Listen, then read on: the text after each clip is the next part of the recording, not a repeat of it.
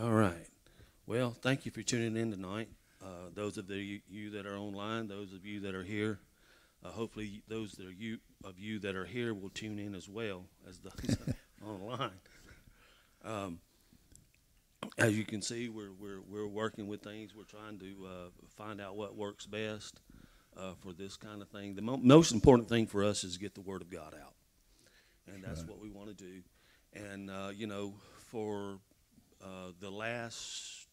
probably the last 15 years, I've watched preacher after preacher after preacher after preacher after preacher after preacher pass on and never have left anything into those around them. And I don't want that to happen to us here. Now, I know Apostle David's got till like 103 before he gets ready to go.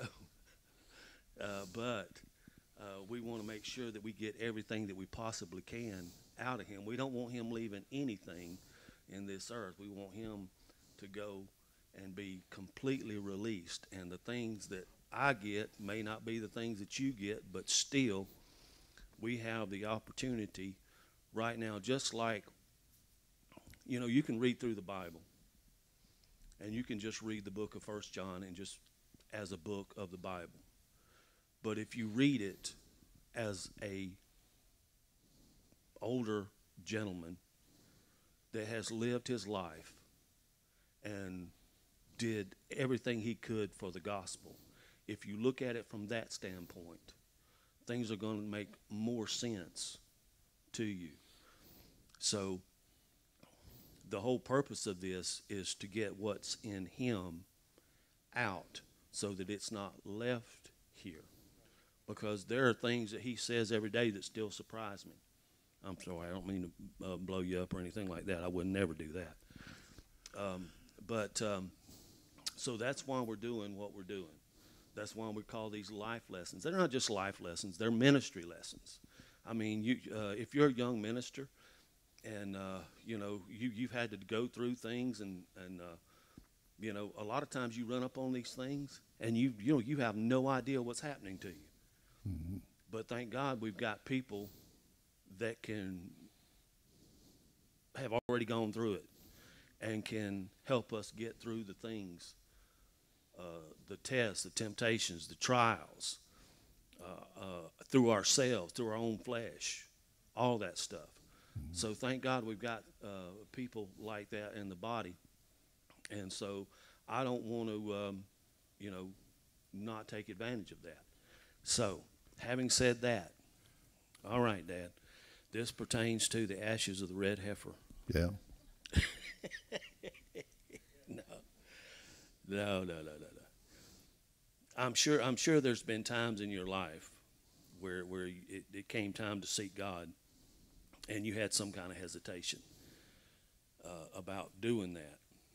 Well, the question here is how do I get past the fear that is stopping me from growing more and more and more to God? I know that I'm the limiting factor, and so I guess there would be a but how do I get past me? How do I get past me? Well, the only thing that comes to mind when it comes to seeking God and really pressing into Him is from the experience that we've already experienced where warfare is concerned. In other words, you don't really get to know God until you go through some hardship or some test or some trial. You don't really grow and mature unless you go through these hard times. We are perfected and matured, and we grow through tests, trials, temptations, through suffering. So for me, knowing what I know after all these years, then the devil tries to put fear in me when I really start trying to seek God. Because we've said it many times, you got to understand there is a devil for every level. And where there is no pain, there is no gain. We don't grow through the good times. We grow through the hard times. And so that would be the thing, that would be the fear that would stop us. A couple of things that comes to mind. First of all, you got to be determined. It's got to be a number one priority. It takes commitment to pray. It takes commitment, certainly, to fast. It takes commitment to do the things that we already know to do, and it takes commitment to do the things that God puts in our heart to do. And so the way you deal with that is that, first of all, whatever test you face, whatever warfare you have to face in seeking God is just temporary. And so what you do is you depend on his grace, because no matter what the devil throws at you, his grace is sufficient. So then, and I'll be honest with you, I was thinking about this very afternoon. Because I say it, I preach it sometimes. You know, you grow through the hard places. I don't know about you, but I don't like hard places. And I don't want any more hard places. But that's what's got to happen for you to really grow, You know, if pushing into God was easy, everybody'd be doing it, you know. And so if everybody, if it was easy to get the gifts of the Spirit, or to get revelation, or to be used and anointed by God to find your place in the body, it would be great if all that happened when everything was going good. But unfortunately, there is a real devil that's loose in this world, and he is afraid of a Christian that prays, that fasts, that seeks God. I don't believe he's very concerned or very afraid of what we call the run-of-the-mill Christian. In other words, just the person that's saved because they want to go to heaven instead of hell. They're not much of a threat to the devil. But a person that prays and seeks God and hungers for God, hunger for the anointing. See, it goes back to what we've said many times: when the suffering of staying the same outgrows the suffering of change, then we will change. And that's what I'm saying is you got two choices. You can stay where you are and live with yourself the way you are, live with your circumstances, and live with your relationship with God where you are, and be miserable, and you can suffer there. Or you can press into God and deal with the suffering that it takes to push into him. So either way, you're going to be tested, tried, you're going to suffer just for being a believer in this world, as long as we're in this world. I know when I got a hold of the faith message, I love to hear positive preaching and teaching. And, you know, there was this tendency to think in the beginning that, well, God wants to bless me. He does. He wants to prosper me. Yes, he does. But I didn't really understand the test was going to come with it, And so I'm thinking, maybe one of these days I'll get past all the pain, the suffering. Well, guess what? We won't. Jesus didn't, So you got anything to say in that? No. I do have a question, but I don't know if you want to answer it publicly. What did you have? Well, talking about life lessons now, these things that I've got many of them, but they are things that I have learned through experience. You can find it in the Word, but I'm talking about the things that I personally have experienced and the revelation that I've received. Again, much of it came through suffering. It came through hard times. But the thing that I have written down here tonight, and goes right along with what the question there, what I learned was that nobody or nothing can steal my purpose. Nobody can take my destiny from me but me. The devil can't do it. Family can't do it. Husband or wife can't do it. You're the only one that can stop the plan of God for your life. Now, once you understand that, because I haven't always known that, in the beginning, in my early years of walking with Jesus, I saw people, and I thought, this is stopping me. If I had this in my life, I could do a lot better. If I had this, if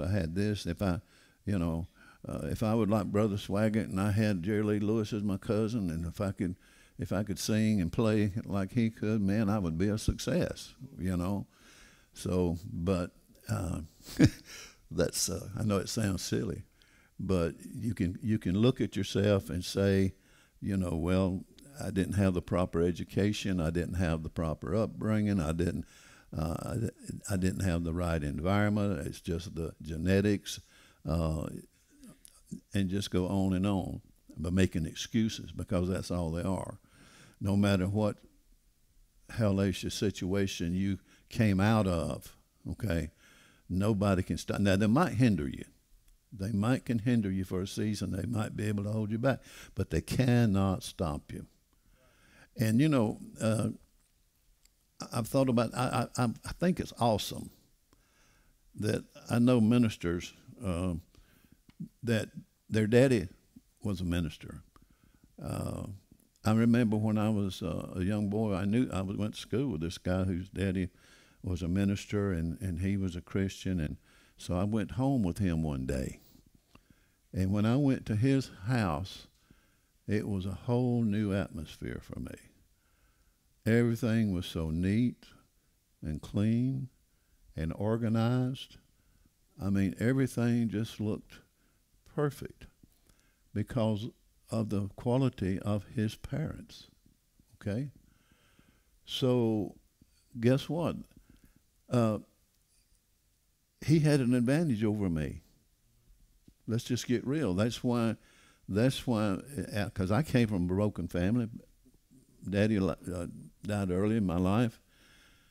There's a reason why the family consists of a husband and a wife. There's a reason why God tells us to bring up our children in the admonition and nurture of the Lord. There's a reason for that. If there wasn't a reason for that, then it wouldn't matter. It wouldn't be in the Word. So anybody that comes up in an environment like that and has good genes, they're naturally going to be ahead of a guy, that is born into a bad family where there's an alcoholic or there's a death, a single parent. They can be successful. Don't misunderstand me, because God's grace is sufficient.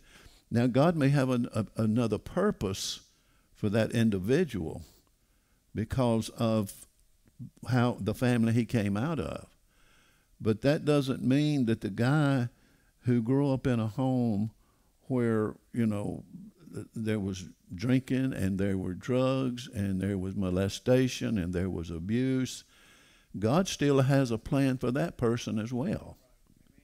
And nobody can stop him from that. And everybody's got a different purpose. And God knew he knew who I was. He knew where I was going. He knew what you came out of. But he still had a purpose and a destiny for you. And it's not going to be the same as somebody else that came out of a great family situation. And am I rambling here? But anyway, the point is this: nobody can stop me, and nobody can stop you but you. Because this is what happens. We start making excuses when we fail, and when things are not going the way we thought they would go. And we begin to blame God, or we blame the devil, or we blame our past. Mm-hmm. We blame the people around us, the environment, whatever. And that's where this whole spiritual death came from. Amen. When Adam blamed Eve for his problems. Well, his sin was in him. Hello? Now, the devil used the woman, but Adam still had a choice. He knew what God said, didn't he? Mm-hmm. So, but he blamed his wife instead of blaming himself. Well, he blamed us. He said, that was this woman that you gave me. So he's blaming the woman, and he's blaming God, you know. So that's what happens when we begin to fail, or things doesn't work the way we think they ought to. We make excuses.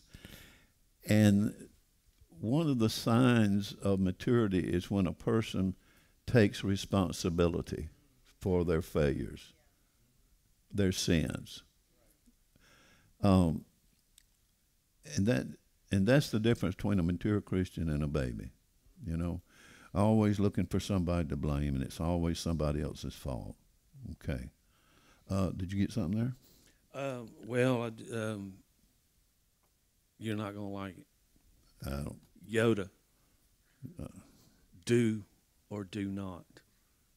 There is no try. Because you either made up your mind you're going to do it, and if you make up your mind you're going to try, then there's always going to be something in your way to keep you from doing it. Yeah.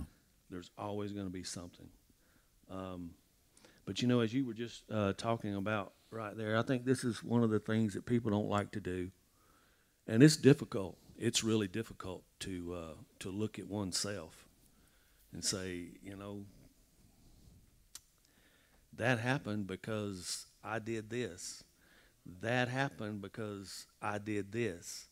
I know that was bad, but I set the whole thing in motion. I'm the one that got angry. I'm the one that provoked the situation. I'm the one that got out there and was whatever and got into all that kind of stuff. At that point, now my emotions are all involved, and now I'm angry.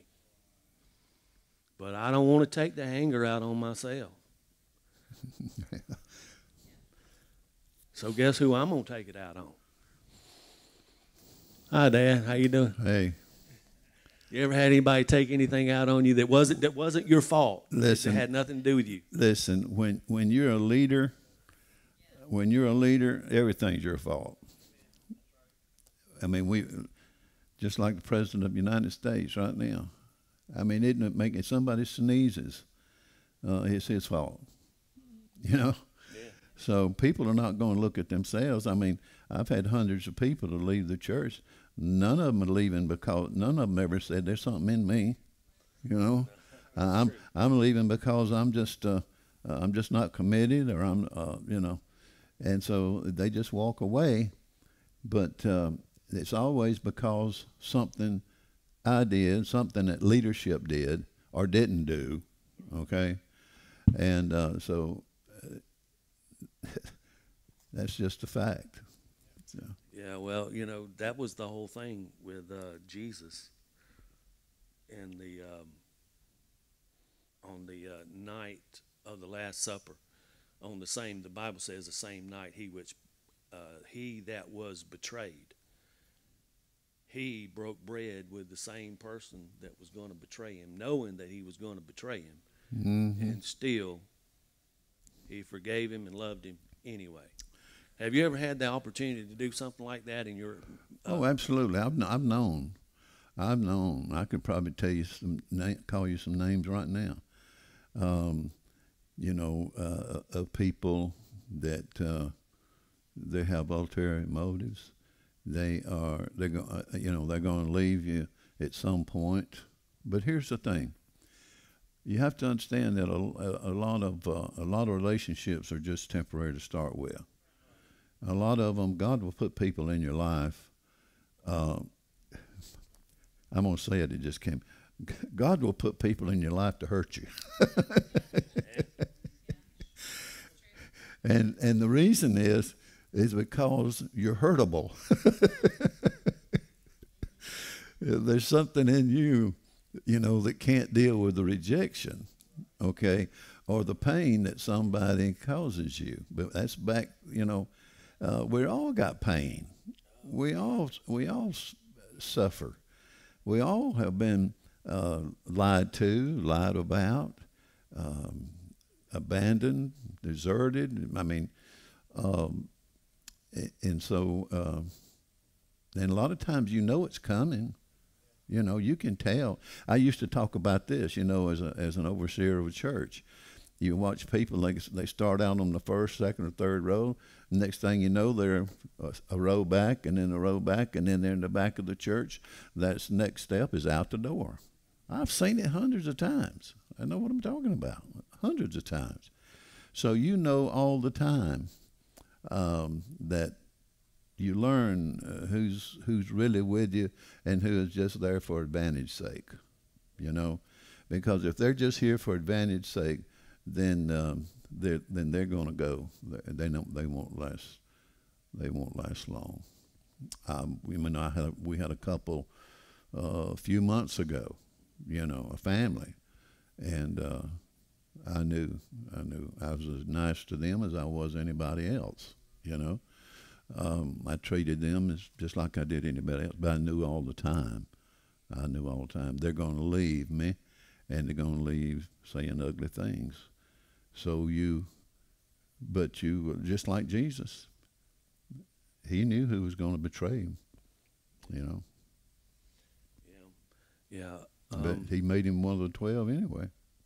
Yeah, because I guess God ordained amongst your group, there's somebody in there that God's ordained to stab you in the back. Well, see, you've heard me say this: you can't get to the cross without a Judas. Yeah. Well, that's not a very popular saying, Dad. Well, no. I'm just going to be honest with you, because everybody wants to go with their hurt and their rejection, and when I don't know exactly if I need to ask that or not. Well, ask it, Will. I'll tell you if you. Okay, all right. So, like when the Great Exodus happened, there's no way that couldn't have been just a horrific experience.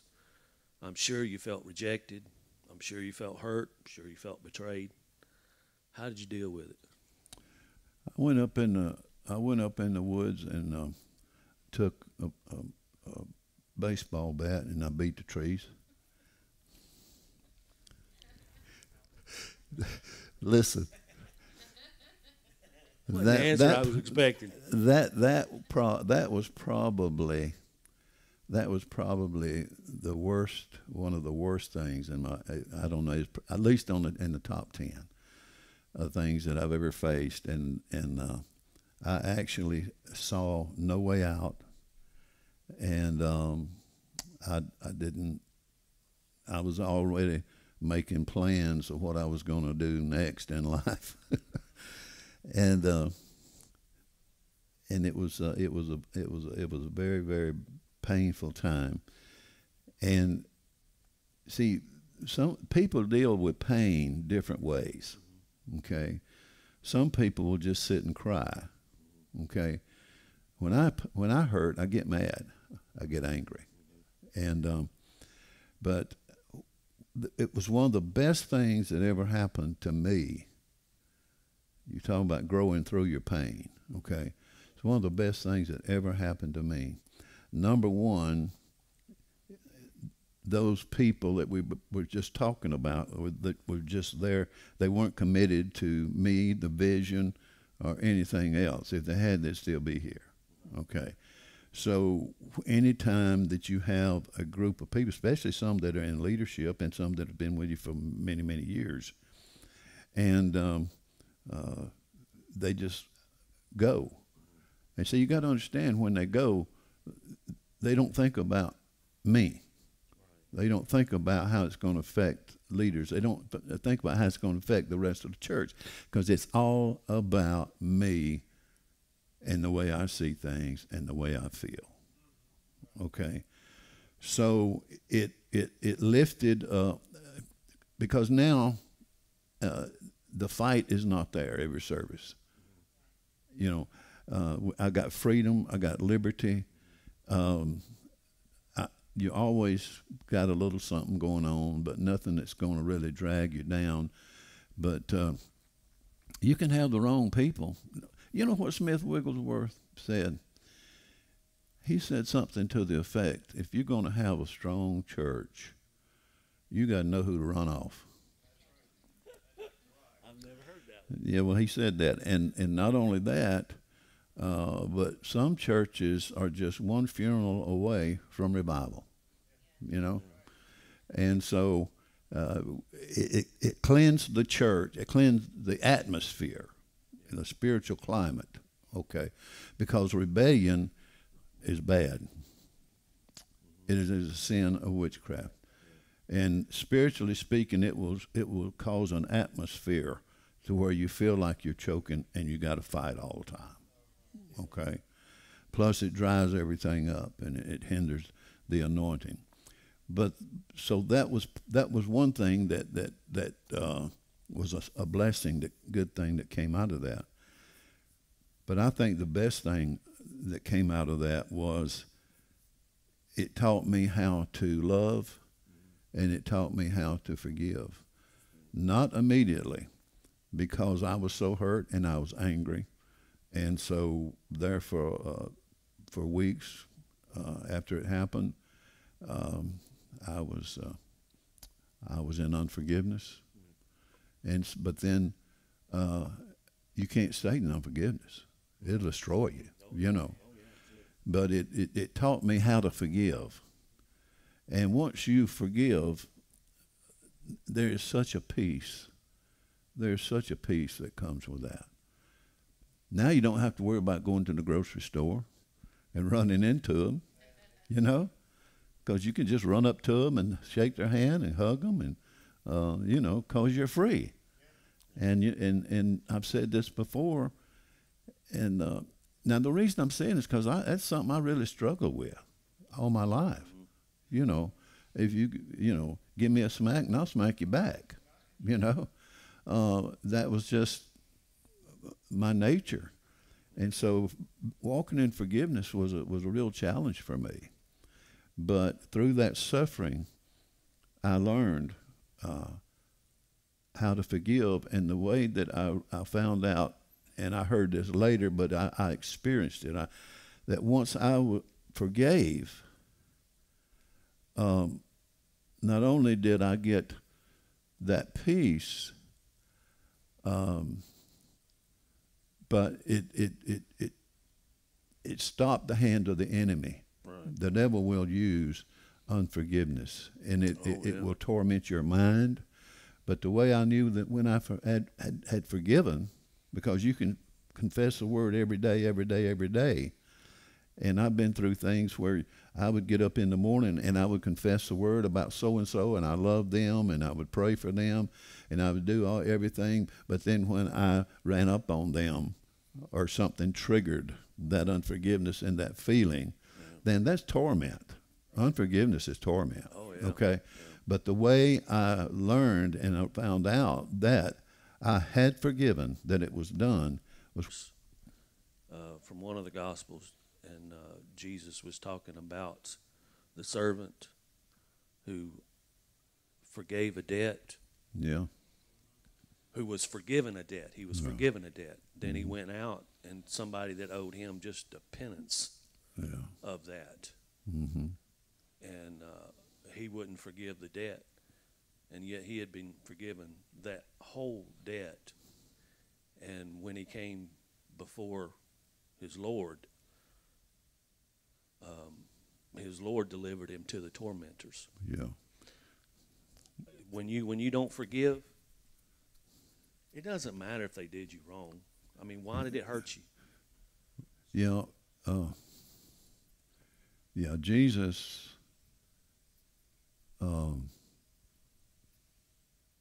We see people that we've hurt, but that's okay. They deserved it. Of course. But I get hurt, and I didn't deserve that.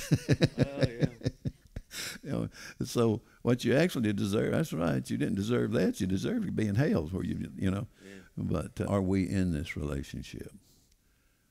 God has put people in my life to torment me, and I couldn't get them out of my life until He said I could, because He's trying to grow me up, and He's trying to get me to the place that I can love all kinds of different people. So He puts you in the presence, or brings somebody into your life that does hurt you, and they come in to draw the worst out of you. Okay, if you got the anger there, are they edifying me? Is it good for me to be in this relationship? What's it doing for them? And so I stayed there as long as God would let me. But see, here's the thing: if you go beyond what God is saying, then you're going to be known by the company you keep. Mm-hmm. And I've literally had to. I remember we were working for this couple, and the job was dragging on, and the contract said, if you're not finished by this date, then you get penalized all this money. Well, we went over and over and over. He didn't work half the time. That's going to stay with you from now on. I met Vernon Barbara in 1974. I met Vernon Barbara in 1974. And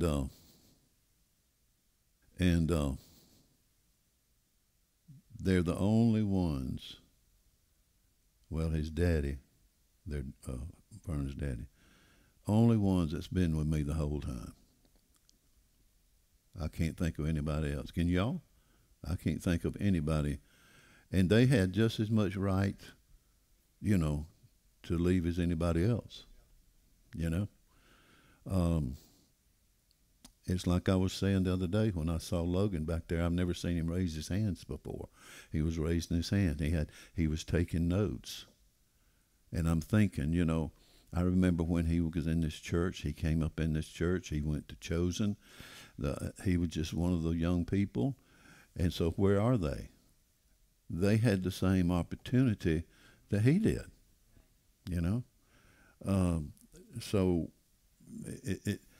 it all boils down to that, is the choices that people make, If it's a God relationship, and if it's meant to be a long-term relationship, and that's the truth. I think the people right in here tonight and people in the church now, I think it's supposed to be a long-term relationship. I think it's supposed to be a relationship till I die, But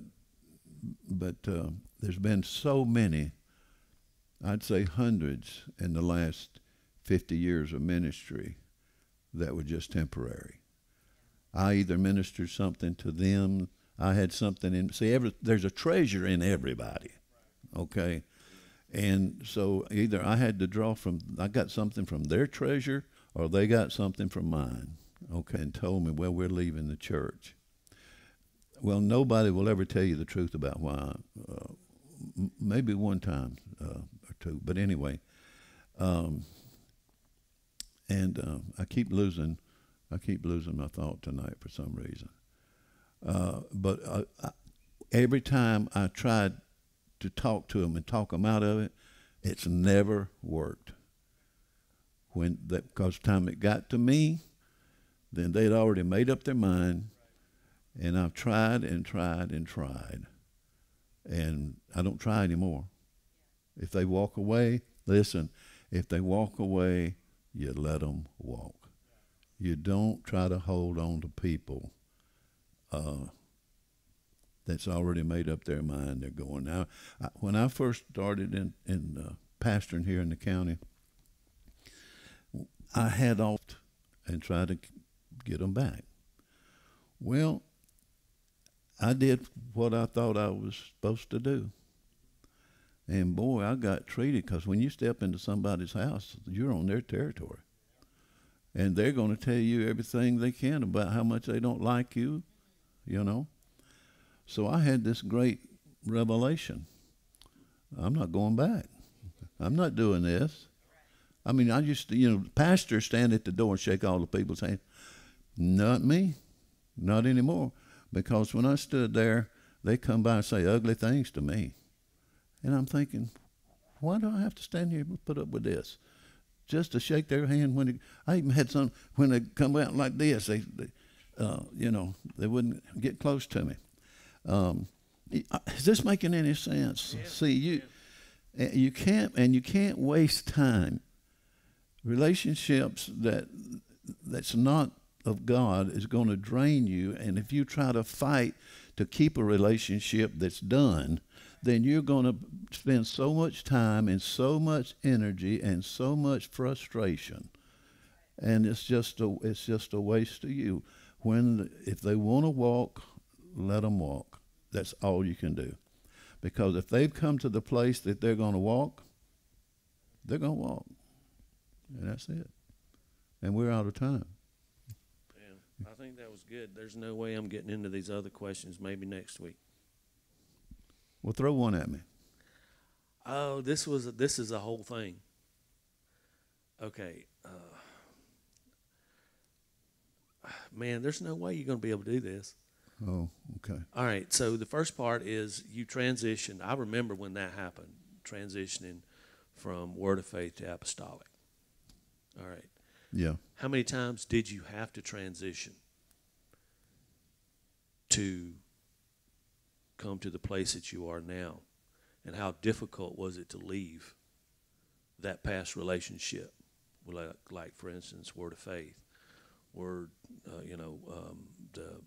every relationship, because you had to move on. Well, yeah, because see, all the time that I was trying to be a pastor, I knew I was different, because some things that pastors love to do, I didn't love to do them. I was different, but I never thought about being an apostle. But I knew basically what you think is you think there's something wrong with you. Listen to this. Effective communication depends on correct concepts. Mm-hmm. If you're trying to talk to somebody and explain to them, for instance, if I'm trying to explain to somebody the apostolic, mm-hmm. okay, and I'm trying to talk to them and minister to them, help them to get their eyes open, then we've got to have the same concept. In other words, when I say church, if they think church is one thing, and I'm saying 5 different reputable ministries that prophesied it to me, but that it didn't. Anyway, when I really got the revelation of the apostolic, and I went to the scriptures and I wanted to see what the characteristics of an apostle was, then I said, that's been my problem. I started off as a pastor, but now I'm not a pastor. This is the reason I'm different. This is why people don't know how to relate to me, because they come in looking for a pastor, and what they find is an apostle. Found out all of them was either started by an apostle or were overseen by an apostle. And then when I looked at all the characteristics of an apostle, I said, that's me, you know. But here's the thing. How many people walked away? How many people did you lose? He's not like a regular pastor. And I had to become comfortable with who I am. And which made me different than even my Word of Faith friends, because that's all they knew was pastoring. They didn't know any apostles. The only thing they heard about apostles and prophets were that they were flaky, you know. And and when I went to Bible school, we heard a little bit. We heard probably 25% of what an apostle and a prophet is, and 7 apostles that went before us. Okay.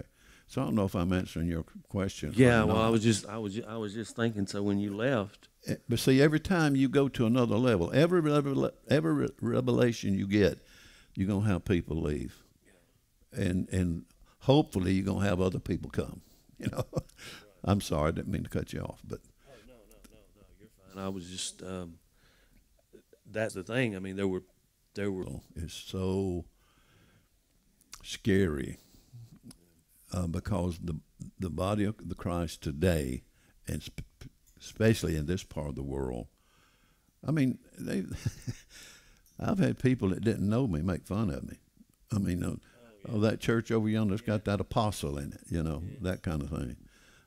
Write articles in the paper, you know, all of the audacity of anybody today to call themselves an apostle, you know. And that's the kind of stuff you have to get. What do I do? Do I deny who I am and what I am? Listen, God called me to help people to understand and be able to accept an apostle, to help people see that there's a structure for the church that we have not seen. And so therefore we've had and prophets, okay? And then, of course, these other ministers also, pastors and teachers and evangelists, okay? But the Word says he called apostles first, prophets second, okay? And then